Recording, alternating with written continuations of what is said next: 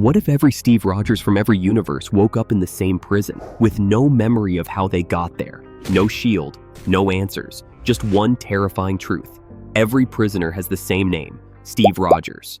Our story begins with a man waking up inside a cold, gray prison cell. He doesn't know where he is or how he got there. The only thing he remembers is his name, Steve.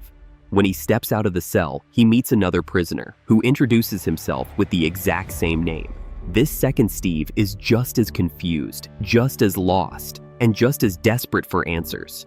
Before they can even process what's happening, a massive metal door in the middle of the prison creaks open. One prisoner snaps, screaming as he bolts straight for it, only to be struck down by an unseen force. And then, as if things weren't strange enough, both Steves hear a sound no one expected.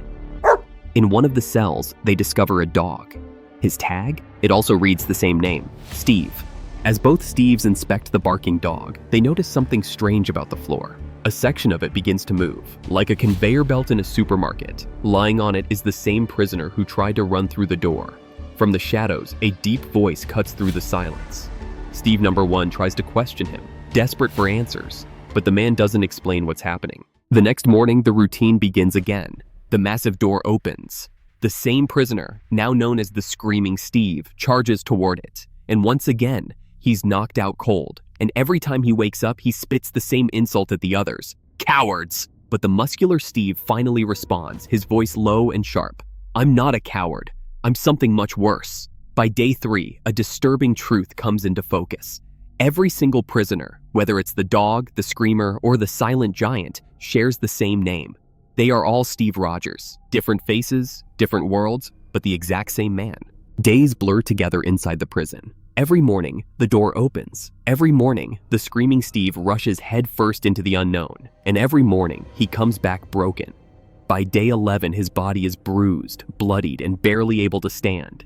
The other Steves beg him to stop, to save his strength, but he refuses. Better to die out there than rot in here with you gutless losers. And then, for the first time, Steve number 1, the quiet observer, steps forward. He runs alongside the screamer toward the door. Both are instantly struck down, collapsing together. But when Steve number 1 wakes up, he's different.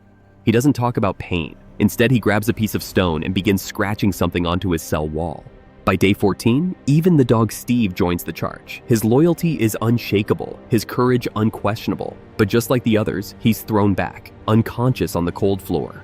By day 17, doubt begins to creep in. Steve number 2 wrestles with his own mind. Every instinct tells him to help, to fight, to stand beside the others. But fear chains him down. What if he fails? What if he's not enough? On day 18, the tension finally boils over. The Screaming Steve confronts the muscular, silent giant.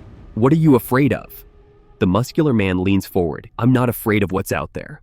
I'm afraid of myself. By day 19, the cycle of failure feels endless, but something begins to change. Steve number 1 refuses to give up. His determination pushes through the cracks of fear, and finally, Steve number 2 agrees to fight alongside him. Once more, they all surge toward the door, and once more, they're thrown back, knocked out, broken, defeated. When the Steves come to, the muscular giant finally speaks with a different tone. Not a damn one of you knows what you're doing, but I'll give you this. You Steves got guts, more than most, and maybe guts are enough. For the first time, he steps out of the shadows. His body is massive, draped in raw muscle, with the American flag painted across his face. From his hands extend claws, sharp and deadly, like something ripped straight from Wolverine himself. This Steve Rogers isn't just another prisoner. He's a monster, a weapon, and now he's ready to join the fight. Day 33. The door opens. Together, the Steves charge through. On the other side, an obstacle course. Flying steel balls, blades, chaos. They push through side by side until they finally see them, 5 silhouettes waiting in the distance. This is it. Be ready. There are 5 of them this time. The figures hurl something at the Steves. Steve number 1 shouts, "Hands up, catch it!" It lands in their grip exactly as Steve number 1 had drawn on his cell wall, a shield. For the first time in 33 days, they are not knocked out. The silhouettes step forward. Not monsters, not jailers, but 5 Captain Americas. The truth is revealed. The Steves weren't prisoners at all. They were being tested because an evil is coming, and the multiverse needs every Steve Rogers it can get.